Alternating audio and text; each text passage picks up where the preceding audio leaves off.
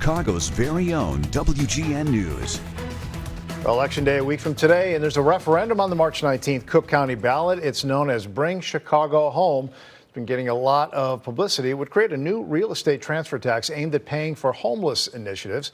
It's another tax in the hands of voters, but according to a new study by the Cook County Treasurer, just a small number of voters often make tax decisions for all of us. And Maria Pappas, the Cook County Treasurer, is joining us for a closer look at this study. Thank you for being with us once again. You found out, I'm going to get right to it here, your office studied this. About 30% of registered voters in Cook County, is this right, decided 75 property tax related ballot referendums. I guess this is from 2020 to 2023. Is that right? To the tune of $1.5 billion. So $1.5 billion were tacked onto property taxes because less than a third of the people voted. And in half of those instances, less than 25% voted. So I'm going to bring this home. There was a issue in Elgin, $179 million, 135,000 people in Elgin had the opportunity to vote.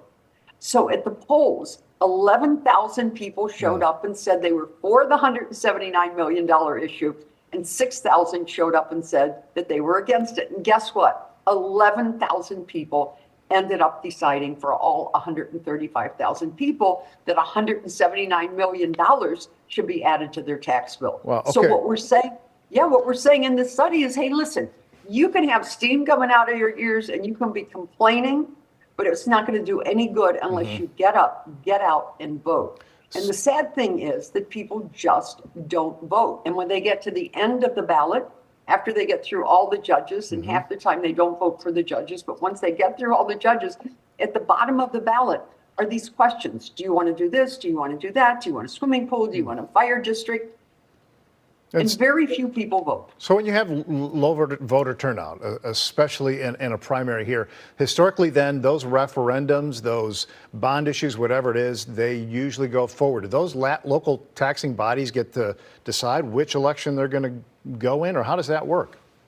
The local government officials decide whether or not they go in a primary, a general, or what they call a consolidated election. Consolidated elections are the ones where the people show up the least amount of time. But when you look at this, over half of the 75, 25% of the voting population decided. So, I mean, if we look at Cook County, on average, a third or less of the people come out and vote. And this is really serious next week because there are lots of things on that ballot that really make a big difference. But you know what? I can get on the elevator in my building and people can complain about their taxes, complain about the traffic, complain about crime, complain about the fire department, complain about the police department. And you know what? I say to them, did you vote? And they say, no, I didn't. That's how it goes. So shame on you for not getting up and going out. Let me ask you specifically, let me add the biggest one that everybody knows about, whether that'll bring them out to the polls or not, remains to be seen. But Bring Chicago Home. What do you think will happen? This is a primary election. The presidential race is essentially decided. Does that mean it's going to be low turnout? So the likelihood is that this homelessness initiative will pass then? If we look at past history, it will pass because the voter turnout will be low.